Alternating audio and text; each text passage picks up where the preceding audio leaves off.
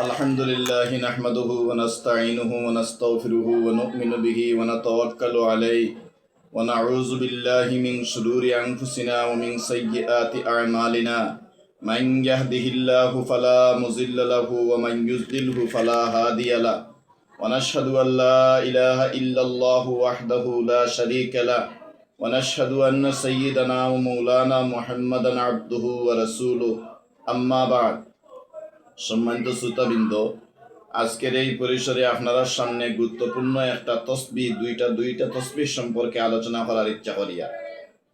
হযরত ইবনে আব্বাস রাদিয়াল্লাহু তাআলা আনহু থেকে বর্ণিত, একদিন হযরত ইসরাফিল আলাইহিস সালাম নবী করিম সাল্লাল্লাহু আলাইহি ওয়াসাল্লামের নিকট আয়া হইলা, হে মুহাম্মদ, এই কলিমাটা আপনি পাঠ করুকা, সুবহানাল্লাহ আলহামদুলিল্লাহ ওয়ালা ইলাহা ইল্লাল্লাহ আল্লাহু আকবার ওয়ালা হাওলা ওয়ালা কুওয়াতা ইল্লা বিল্লাহিল আলিয়্যিল আযীম আদাদা মা আলিমাল্লাহু তাআলা ওয়া জিনাতা মা আলিমাল্লাহু তাআলা ওয়া মিলআ মা আলিমাল্লাহু তাআলা।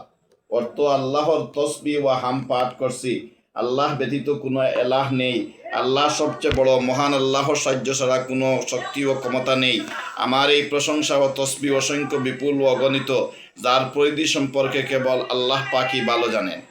যে মানুষে একবার এই কলিমা পাঠ করবা, আল্লাহ তাআলা তান্ডে 5টা ফজিলত দান করবা। 1 নম্বর ফজিলত হইল, এর তসবিহ পড়ার কারণে এই মানুষ জিকিরকারীদের অন্তর্ভুক্ত হইবা। 2 নম্বর হইল, এর ফলে দিন রাতির সবচাইতে শ্রেষ্ঠ জিকিরকারী এই মানুষ হইবা।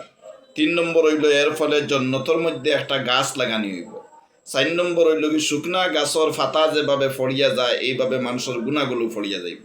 5 নম্বর হইল, আল্লাহ তাআলা তার প্রতি দৃষ্টি দিবা, আর যে মানুষের প্রতি আল্লাহ তাআলা দৃষ্টি দিবা এই মানুষের কখনো আযাব হইতো না।